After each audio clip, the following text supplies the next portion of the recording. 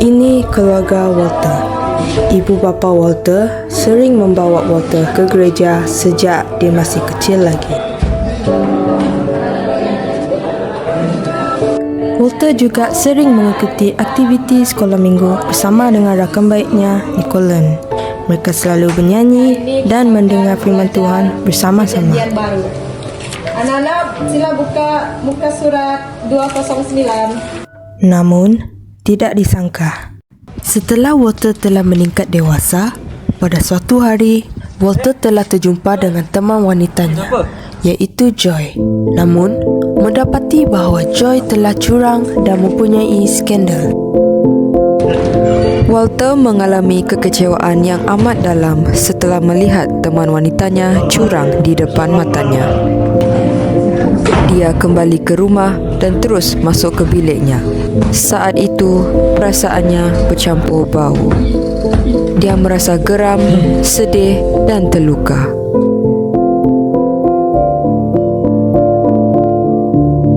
Kenapa awak curang dengan saya? Sebab awak tak handsome. Pada keesokan harinya, Walter menelepon rakan-rakannya untuk meluahkan perasaan kecewanya itu.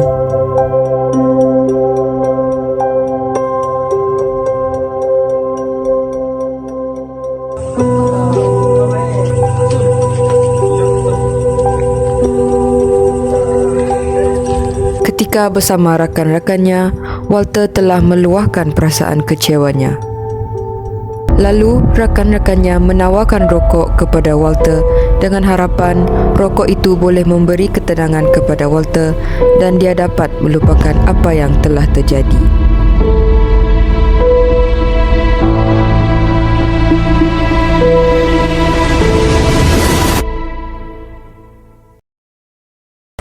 Semenjak dari itu, Walter mulai bergaul dan mengikut serta dalam aktiviti hiburan mereka.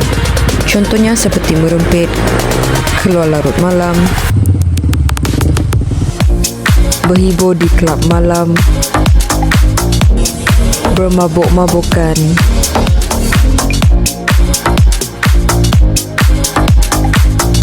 berjudi,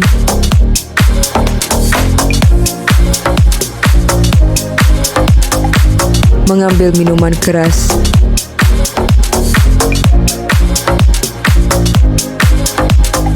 dan mengambil pil dan ubat terlarang. Beberapa bulan kemudian, pada suatu hari, Walter sedang bersendirian di sebuah kedai makan, lalu terserempak dengan kawan sekolah minggunya, iaitu Nicolen. Mereka bercerita tentang kehidupan masing-masing dan Walter sempat bercerita tentang kekecewaan yang dia alami dan dia sudah jauh dari Tuhan. Nicolen mendorong Walter untuk kembali mendekat kepada Tuhan lalu mengambil kesempatan untuk mendoakan Walter. Sejak dari itu, Walter mulai kembali bergaul dengan komunitas yang sihat dan mulai aktif dengan Youth Bethel Church of Malaysia MIRI.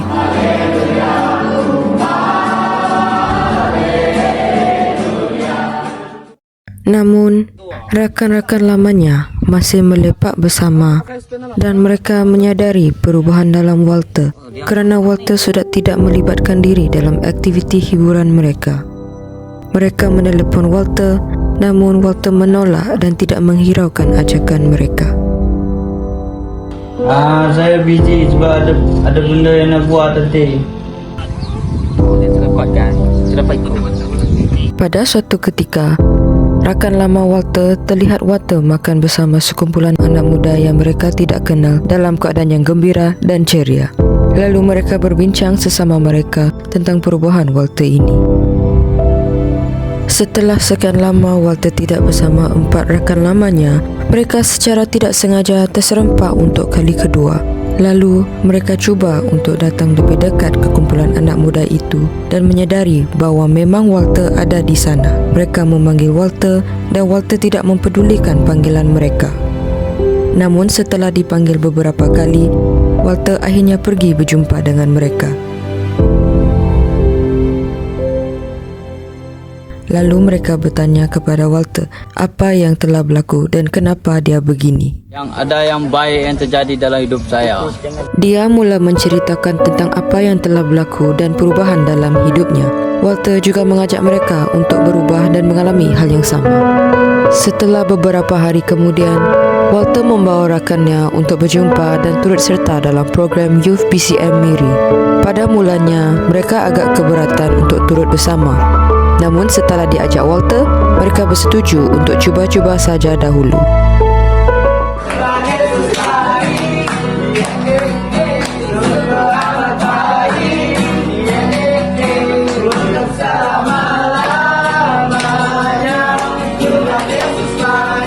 Setelah beberapa waktu kemudian, dengan bermain game dan berkenalan dengan yang lain, mereka mula merasa seronok dan turut serta belajar menyanyi dan berdoa.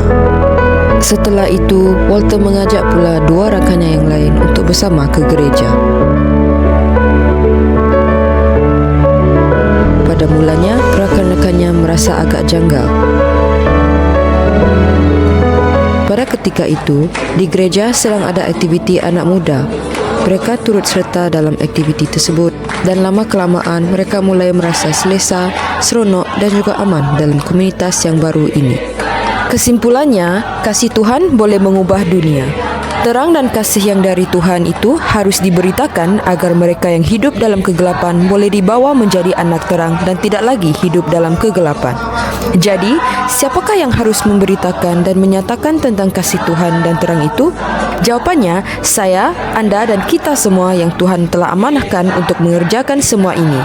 Ayo, mari bangkit dan jadi teranglah. Shalom semuanya. Kami Generation of Worship PCM ini ingin menyebut Anda semua untuk bergabung bersama komunitas kami. Kiranya Tuhan